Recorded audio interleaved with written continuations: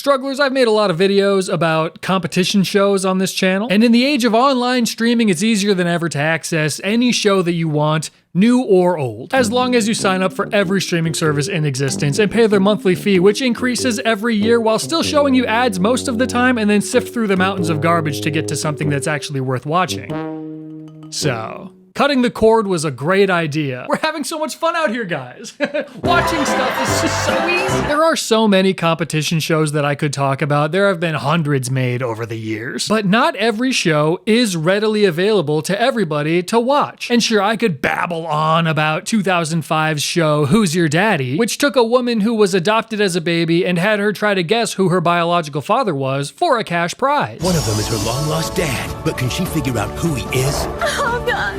Why did you guys have to give me up for adoption? It was a very turbulent time. I want you to know you were conceived in absolute love, and I loved your mother very, very much. There wasn't a day that went by that I didn't think about you and regret what we did. I looked for you, too. Well, you found me. So that seems like a hoot. Fun for the whole family, real or otherwise. But this show is basically lost media at this point. You're gonna have to travel to dark, twisted places in order to get your hands on a copy of this show. It's not quite as easy as logging into Peacock and clicking play. So today I would like to go over what I think is the best competition show on each of the most popular streaming services, and that way, no matter what you personally use, there should be a little something for you to enjoy. My only criteria for this video are, number one, I haven't already talked about the show in a video, and number two, the show is only available on said streaming service. So like a Netflix original or an NBC specific show that would be on Peacock. Sometimes shows will get licensed to other services temporarily, but I want to focus on the ones that are generally gonna be available on that service. Have I made myself clear? Okay, perfect. So sit back, relax, and let me be your guide to every streaming service's best competition show. Netflix was actually the most difficult of all the services to lock down. They pump out a brand new series daily, it feels like. So there is a lot of clutter to sift through. What made it a little bit easier is the fact that most of their original programming is terrible. The Circle might actually be the most boring show ever created. Is It Cake and The Floor Is Lava are too frustrating for me to recommend. The Trust? Corny beyond belief. The temptation's pretty hard, but my integrity is not for sale. Okay, cowboy, tone it down a little bit. And the premise of Too Hot to Handle just never made any sense to me whatsoever. You start with a large pot of money, and then every time somebody hooks up, the pot goes down a little bit. Literally, who cares? The challenge is for a bunch of hot, horny people to not be banging? I mean, by the time it's all said and done and you split the winnings among everybody left, you're taking home a couple of $1,000s at best? Just hook up. You're gonna make that money back with your first sponsored Instagram post the day that the show comes out. Honestly, go buck wild, it does not matter. They're always pretending like, oh no, if we kiss, we're gonna lose money. Dude. Just kiss. Netflix turning Squid Game into a reality show really proves that the point of the show went over everybody's heads. So, okay, if all these shows stink, what does that leave us with? Well, I am glad you asked. The best competition show on Netflix is Siren Survive the Island. The premise is that there are 6 teams of 4 women, and each team represents a different profession: firefighters, athletes, stunt women, bodyguards, soldiers, and police. Each team has a unique base, and the goal is to take over all 6 of the bases across the island. And holy crap, things get intense. I feel like like a news reporter. Holy crap, things get intense. I like to use Survivor as like a baseline to compare a lot of competition shows to, because it was kind of the blueprint for this type of show for the last 25 years. And this show is kind of like if Survivor got bitten by a rabid skunk. In a good way. I mean, for goodness sake, the bodyguard team is described as those who live to die. That's metal as hell. What have we gotten ourselves into here? At a completely random time of day, this siren goes off across the island, and that gives the teams the green light to attack each other's bases. Like, they'll wake these women up at 3 in the morning to go Royal Rumble each other. I played paintball a couple of different times in my life, and the freaking adrenaline that courses through my veins is enough to power a small city. And we weren't even fist fighting. So each player has an individual flag, and if that gets taken from them, they're dead and they have to leave for the rest of the battle. And then each team also has a team flag, and if that gets captured, that means that your base is gone, your team is eliminated from the show, sayonara, and then whoever captured your flag gets to take over that base and all of the stuff that's in it. It's the most intense capture the flag I've ever seen on TV. They do not go easy on each other, and every day there's also an arena battle, and whoever wins that gets an advantage for the next Siren full-on base battle thing. So this is a Korean show, and I talked about another Korean show last year in my competition shows video that I did, Physical 100, and in that show, the one complaint that I really had was that it was kind of slow and the editing was a little repetitive. This show, I'm happy to report, does not have that problem. It feels like absolute non-stop action, and even the parts that don't directly involve some kind of battle are full of drama and strategy. I mean, the show is plump full of cool stuff. Alliances, backstabbing, front stabbing, perhaps. It's one of those shows where everybody on it seemed a little bit timid at first, like they didn't really want to beat each other up. They got over that pretty quick, though. These point of view shots are so great. I wish more shows did stuff like this. I think it helps the viewer understand how helpless it must feel to be out there without them having to do that cheesy editing that so many other shows do. Like, it's hard to really convey what it feels like to be out and about in a competition. So a lot of shows just do really dumb editing and sound effects and music and stuff. But this show is just like showing you, look at this. I'm being attacked right now. Oh God, help me. And I just think it's really great. I'm so glad that I'm making this video because otherwise I never would have even heard of this. I never see it pop up on my Netflix. It's a Korean show. I don't speak Korean. I speak American. So I don't want to give too much of it away. I don't want to tell you who wins anything at all because I would actually recommend you go watch this. It's a ton of fun. If you're even the slightest bit intrigued, please, please, please, out of all the videos I recommend today, check out Siren Survive the Island. Okay, so that's Netflix. I don't want to stick around here too much. Let's move on to the next streaming service. I'm gonna walk home, and on my way back, I think I'll just listen to my favorite podcast. It's one of those low-effort clip farming ones that you see on Instagram all the time.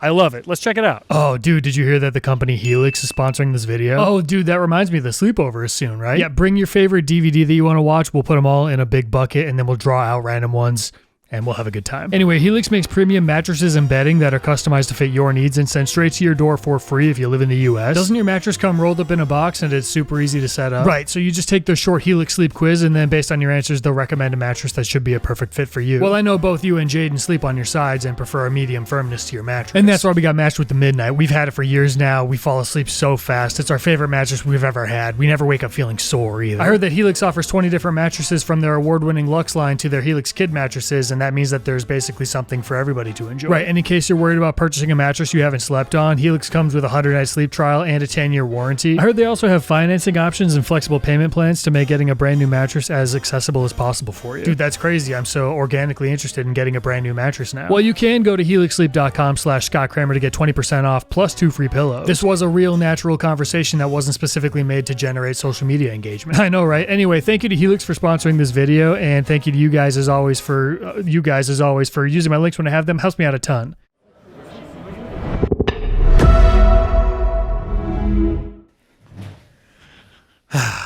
Welcome, Chef. Good to see you. I missed you. So in case you didn't know, Disney owns Hulu, along with like a billion other things. Disney and Hulu beg you to bundle their packages pretty much constantly. So like, if you're trying to sign up for Hulu or you're trying to sign up for Disney, they want you to do both and they give you a deal on it. Book your trip to Bundletown today. There's so much to stream. Looking for your next streaming destination? Come to Bundletown. They're obsessive.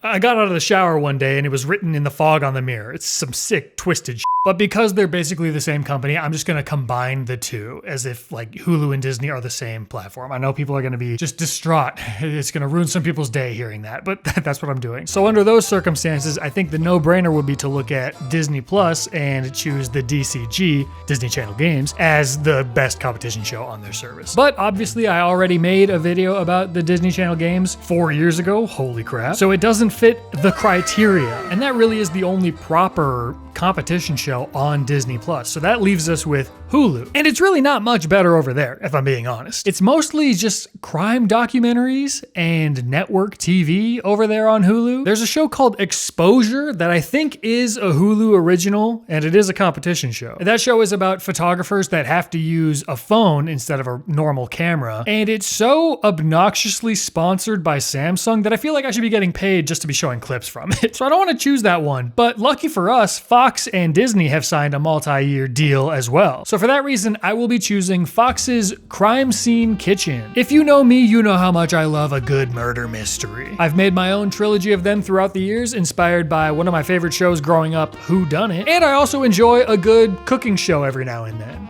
Culinary excellence? Yeah, chef. So imagine my shock when I learned that there was a show that combined both. The objective of Crime Scene Kitchen is simple: recreate the dish. Well, that doesn't seem very exciting, Scott. You must be off your rocker recommending such a humdrum show to us. There's a twist. There's always a twist. Contestants are let loose in a kitchen that is, let's just tell it like it is. This kitchen is in shambles. Ingredients spilled everywhere, dirty utensils, and unusual smells permeating every nook and cranny of this space. And their job is to kind of retrace the steps, reverse engineer what must have taken place here and what dish was made. So they aren't actually shown the dish that they need to recreate. They have to figure it out themselves based on the clues provided to them. I'm giddy just thinking about it. There's so much tension involved because these people are working so hard on making their dishes and trying to get everything so perfect and delicious, of course. But ultimately, they could be doing something that's not even the correct dish, so it's all for naught. They could knock it out of the park, make the most delicious, creme brulee you've ever had in your life, but it doesn't even matter because it was the wrong dish. They weren't even supposed to make a creme brulee. I love that. 5 of the teams are doing something completely different, so at least 4 of the teams will be wrong. Yes. This is the most decadent and impressive dessert I've ever tasted in my entire life. I would be willing to hire you right now for my restaurant in New York City just to make this dish once a night. And you have been eliminated because you were supposed to make a carrot cake, actually. So, sorry. I really like how, similar to Who Done It, they show a little recreation of what happened during the reveal. It ties everything together really nicely. They get down to the tiniest, most specific details, and I appreciate my specific details. So sure, the show can be a little corny at times, and there's sometimes that dramatic editing that is super unnecessary. And yes, it's shot like basically every single Food Network cupcake competition show. There's nothing exciting about the visuals of it. And I've had this issue with other shows as well. I really wish that Joel McHale, who hosted the show, I wish he wasn't so sarcastic and ironic the entire time. 5 minutes remaining, everyone, but look at it this way. You have hundreds of seconds remaining. No more ironic hosting. We're done with that, okay? Take it seriously. Not everything has to be cringe. You don't have to be so self-aware all the time. We can just have fun with stuff, right, guys? We can have fun with stuff. Sure, things might be silly and goofy. We don't need to point at it every single time and acknowledge this is silly and goofy. We get it, okay? We get it. I had the same problem with Is It Cake? It was the whole time the host was just by the way, this show sucks, right, guys? I don't even know why you're watching this show. This show sucks. Do you do that just so, if people don't like the show, you can say, yeah, you don't have to like it. We don't like it either. Are you trying to protect yourself? What is that? What is the weird sarcasm, irony thing? I'm so sick of it. What am I? None of that was even enough to make me dislike the show, so I don't know why I'm going on such a tangent about it. It's a perfect show to just kind of have on mindlessly in the background while you fold laundry, and watching the bakers actually recreate something accurately is kind of to me, when you see a musician who is hearing a song for the first time and then they can almost perfectly replicate every piece of the song, all the instruments. It's that type of thing. Culinary excellence. Yes, chef. I just love when people are good at stuff, man. It's so cool. People are awesome. Also, one of the contestants is from North Dakota, so if you're gonna watch the show, you have to root for her. The home team always gets extra cheers. Them's the rules. Okay, I think that's enough for the Hulu show. Now let's take a peek at Peacock. I'll see you over there. Whoa, hello, Scott's moving up in the world. Got a plane ticket from North Dakota to the beach just for this segment? I know, pretty impressive. So Peacock gave me a few pretty good shows to choose from. I could go way back to my childhood and talk about Fear Factor. I mean, what a show, an absolute classic by all accounts. It was actually my favorite show when I was a small child. My siblings and I would recreate it at home. Look at me here eating a plate full of worms. You have to eat the whole thing or half.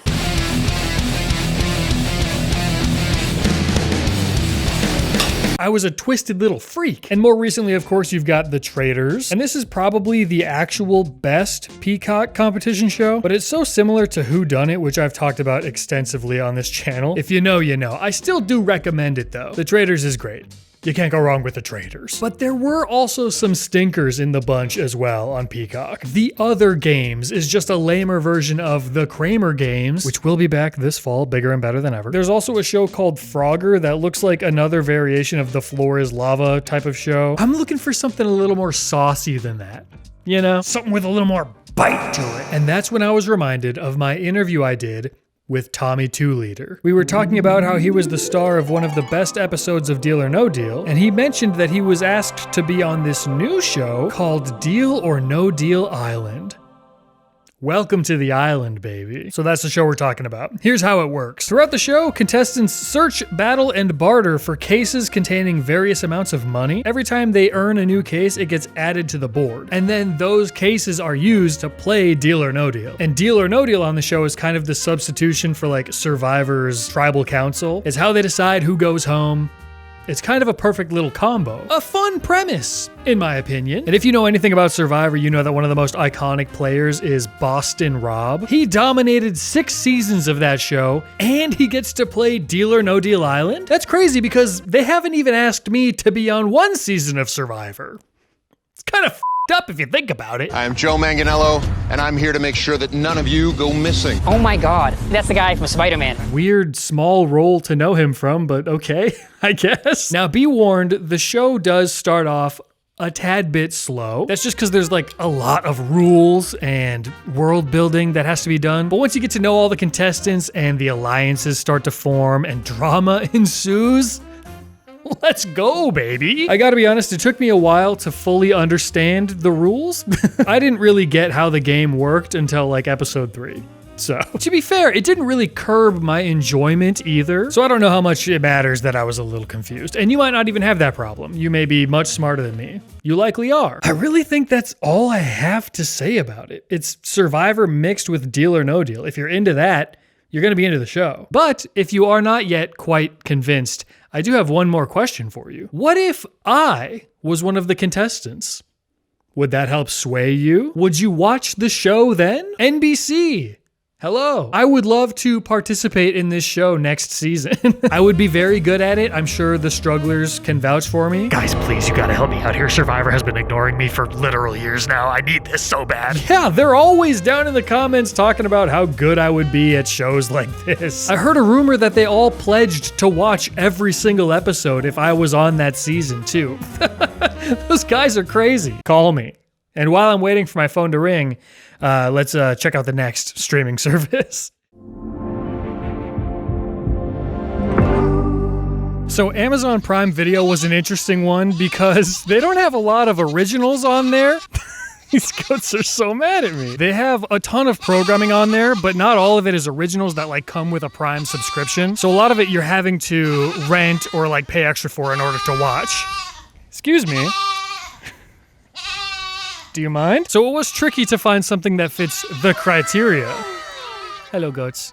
It's good to see you. Oh, you're so sweet. I kind of need it to be an Amazon original for it to work. It looks like Beast Games is a dumpster fire. Who knows what's gonna happen with that? And I don't personally care about fashion design, so making the cut isn't one that I think I would really enjoy that much. And then these large set, single host game show type of things don't really appeal to me at all either. So the 1% Club is also out, which leaves me with one option. One pretty weak option, and that option is the GOAT. Does it make a little bit more sense why I'm... I didn't really anticipate that they would be screaming at me the entire time. I should have known better. Shout out Brad and Lisa for letting me film with your goats. The show isn't even really that good, but it's literally the only Amazon original competition show that I could find that made any sense to me to do. It's semi-interesting. High praise, I know. We have scoured the earth for the 14 greatest reality contestants that were available during our production window. So basically what they did was bring in a bunch of people who had been on other reality shows, and they're here to compete for the title of Greatest Reality Show Contestant of All Time. the GOAT. And admittedly, that sounds like kind of a snooze fest. It kind of is, if I'm being honest. I am rooting for Lauren because I know her husband Cameron watches my videos. Shout out Cameron, shout out Lauren. And I don't want to sit here and talk negatively about the show the entire time. Excuse me, goats. You want to come back out? I do know that the premise of this video is the best competition show on each streaming service, so I'm gonna say some positive things about it. Just know that I'm reaching a little bit. One thing that I think is interesting about The GOAT is that each episode is kind of based on a different genre of reality show. So like, for example, the challenges in the first episode are based on survival shows, and then the next episode is about those Bravo housewife shows, etc., etc. And that concept could have been kind of interesting, but it was really lazily executed, in my opinion. Really, when you break it down, this show is reality show people doing minute-to-win-it-esque games and then voting each other off. Don't worry, the ground is not in danger of being broken today. I don't know if I can really recommend this show. I know I'm sitting in the GOAT enclosure, and I don't really even like the GOAT show, unfortunately. The challenges are lame, and the humor is quintessential millennial insult. And 90% of the contestants come across as fake. They're just kind of uninteresting. The show as a whole is just kind of uninteresting. And I really wanted to do the GOAT thing though. So Amazon, step your game up, okay? I don't know if last night was good TV, but it was confusing and oddly serious. Yeah, that about sums it up. This show brands itself as being like the most predictable reality competition show on the market. I mean, it's literally about that. So they don't really have an obligation to push the envelope. They are the envelope. I feel like I say envelope. They're eating hay in here. They're very busy. The show said, let's just take what has been for the last 20 plus years and do the most obvious thing that people would expect. The whole concept is based on cliches and tropes anyway, so I guess it makes sense that they didn't shy away from that. They leaned into it. So actually, now that I think about it, the show is quite beautiful. I've done a complete 180. I've convinced myself. The corny humor and the fake personalities and the soulless mansion, they all make perfect sense. It's boring and played out, and that's precisely the point. And that does raise a gripe that I have with pretty much every reality show ever made. There has got to be a more interesting setting than this. They're always staying in a damn mansion with nondescript decor and uncomfortable looking sofas. Empty, flavorless mansions. Can we do better than this? Switch it up, please. Film your show at the zoo. Do the whole thing at like a Wisconsin summer camp. I don't know. I do hate how often I corner myself into talking about reality shows. I've noticed I do this a lot on my channel because people probably assume that I really care about this stuff. I do not. I actually don't even watch reality TV. I'm too busy watching the stocks, baby. No, I watch Below Deck and Hard Knocks. Does Hard Knocks count? So I don't know who any of these people are. I don't really care. Except for Lauren. Shout out Lauren. Okay, that's all I have to say about the GOAT. Do you have anything to say? What do you have to say about the Amazon original, The GOAT? Opinions on the show, sir? Yeah, they don't like it either. Let's move on.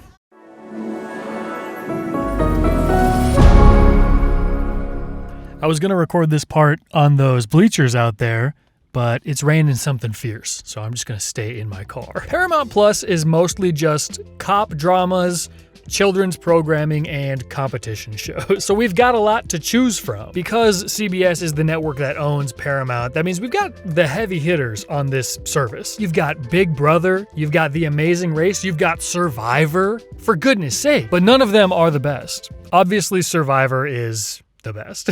It would be a boring choice, I fear. So we're gonna go with something a little bit more spicy, a little bit unpredictable maybe. No. The best competition show on Paramount Plus is Next Influencer, a show where teens compete to become the next big influence. This is not the show.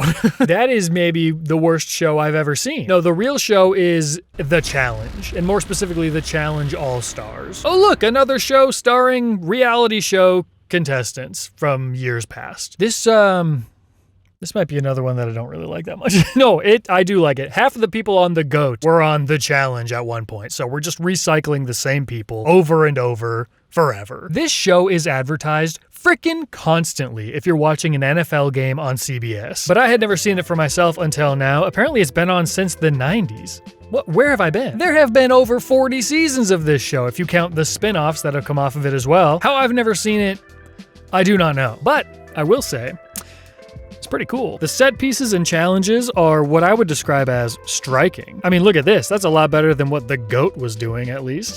The beefs on here are steaming hot. Some of these people straight up loathe each other. There's no other way to put it. And they come into the show with existing beef already. Like I said, most of them are from MTV, various MTV shows. So it's not like a whole cast of strangers showing up that don't already hate each other. They're all indifferent when they get there. These people, sometimes they really don't like each other. And another thing that I appreciate about this show after watching it for a while is that the editing is not nauseatingly fast-paced. It doesn't feel like a show that's desperately trying to hold every second of your attention like some shows do. It just does, naturally. And that must mean that the show itself is just pretty interesting. Now, as to be expected, the winners of the challenges are safe from elimination, and then the losers are on the chopping block. But something that adds a little bit of spice to this show is the nomination process. Instead of just voting somebody off, they have to nominate 2 people to do a head-to-head challenge. And then the loser of that challenge is the one that ultimately has to leave. Now this I like. That leaves the door open for supervillains, dude. Like, somebody could potentially be so hated by everybody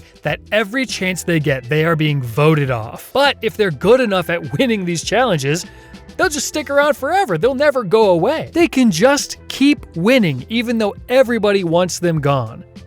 I love that shit. There was a season of Survivor that did that with Redemption Island. It makes the whole alliance building aspect of shows like this so much more chaotic because there's a chance that even if everybody hates you and everyone decides as a group, this person's gotta go. Sometimes that just doesn't matter, dude. It's not up to you. It's up to the person that's in the arena. Your fate lies in your own hands, and that's really the way it ought to be. If you just keep winning, there's literally nothing that they can do to stop you. The best people are the ones that are gonna stick around. And I like that a lot more than like weak people ganging up on the tough ones. That happens on Survivor all the time. Oh, we gotta get rid of the threats early on. Come on, man, it's too predictable. Let the threats fight for their life. And that's what the challenge does really well. I appreciate that. So anyway, the challenge is pretty good. I like it. It's a good show. It's been on for 40 plus seasons, as I said. It's been on for over 2 decades, so they must be doing something right. If you like competition shows, I think it's incredibly safe to say this one is not going to feel like a waste of your time. I'm pretty confident that you'll enjoy it because it's safe, it follows the formula, and it follows it very well. It was one of the early adopters of said formula, and they've been on for so long that they've worked out pretty much all of the kinks. The show it runs flawlessly. So there you go. With that, let's check out our final streaming service and our final competition show. So as we know, Max used to be known as HBO Max, but as Conan O'Brien so elegantly put it, they used to call it HBO, but people found that too popular. So now it's Max, because that really rolls off the tongue. When I first started looking through the Max catalog, I was intrigued by this show Survive the Raft. But then I learned that it's technically a Discovery Plus show, meaning that it doesn't technically fit the criteria. But Discovery Plus has merged with Max, kind of, and that adds a lot of confusion to me. It muddies the waters.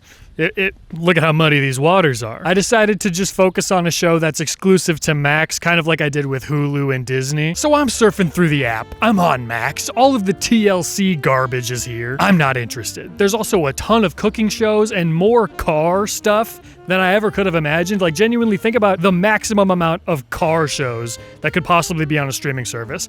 Double that, and you're maybe halfway to the amount of car shows on Max. They also have a show that's just Harry Potter trivia. The entire show, that's it.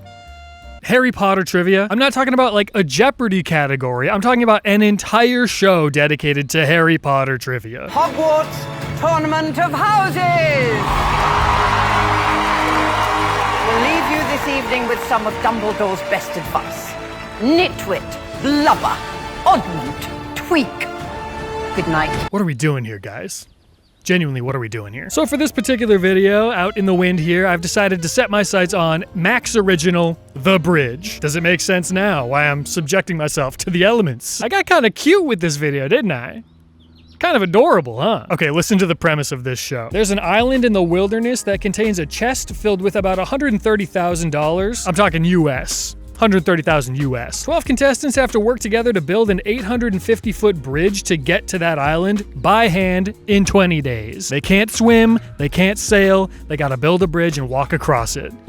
I mean, whose idea was this? Sometimes the stupidest, simplest premises can create the most beautiful shows. They're out in the woods chopping down trees, trying not to drown in the river. They're hauling 1,000-pound logs up and down hills. They're out in the elements. I want to be these people so bad. I want to be out in the elements. I want to be chopping down trees. I sit at a desk for like 25 hours a day, it feels like. There's sometimes an extra mini excursion that people have to go on, and then they're rewarded with tools or other helpful items, or sometimes a twist. A little light backstabbing, perhaps?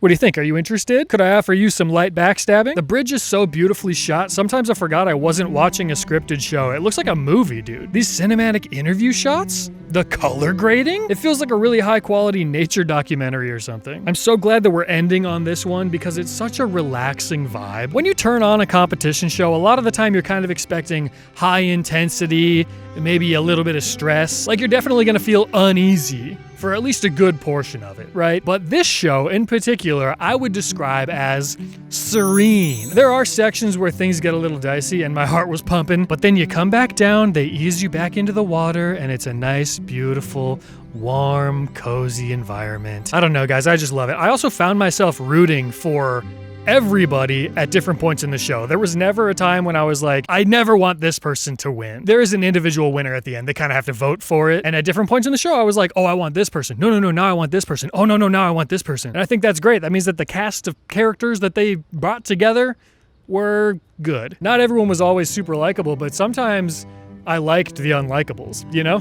So I highly recommend checking out this show, even if it's just like on in the background while you're balancing your budget or whatever. It brought me more joy than any of the other shows did, and I had some pretty pleasant dreams the night after I watched it. I don't really know what that's all about, but that's what happened. It just rebalanced my brain chemicals, I think. If you're looking for something refreshing to watch, a little change of pace, I think The Bridge is a good thing to check out. All right, that is it. That was our last service, our last show. So let's get out of here. Let's wrap it up. I wanted to make my own logo. I just used the Vegas default thing, so. Okay, that is it. I'm done. An exhausting project to work on, but I hope it was as much fun for you as it was for me. I want to address the fact that I didn't talk about Apple TV. Sometimes that's brought up in the conversation of like a popular streaming service. I could find absolutely nothing concrete about if they have an original show that's like a competition-based show on there. I was researching into it. I don't have Apple TV personally, so I couldn't just like surf through it, but I could not find anything. If you know of one yourself, let me know. I also skipped like Tubi and the Roku channel. I mean, I am one man and I am on a deadline. So you see how long the video already is? Did you see me driving all around? My calendar is full. As a matter of fact, let me just check in on me in the future editing the video. Scott, how are we doing? It's pretty late, brother. Pretty late. That's about what I figured, yes. I wanna go to bed, man. Okay, I've dropped a few references to it so far in this video, but the Cramer Games is officially announced now. It will be back this year. There are so many fun new people participating. I think you're gonna be shocked at who's there. I'm so lucky. Every time I reached out to somebody, they said yes. So it's gonna be a great ensemble of people, new and old, competing. It'll be a ton of fun. I'm just so excited for it. Thank you so much for watching. An extra thank you to my patrons. Those listed here are in the top tier. You guys, I would beat all of you in any show. I'm just gonna say, I'm confident like that. Says the guy who, I actually don't want to spoil last year's Cramer Games. Go watch last year's Cramer Games. You could also check out the videos that I've been posting on the second channel. Those are a ton of fun. And I think that's all I got. So thank you again for watching. I appreciate it. I will talk to you again very soon. Goodbye.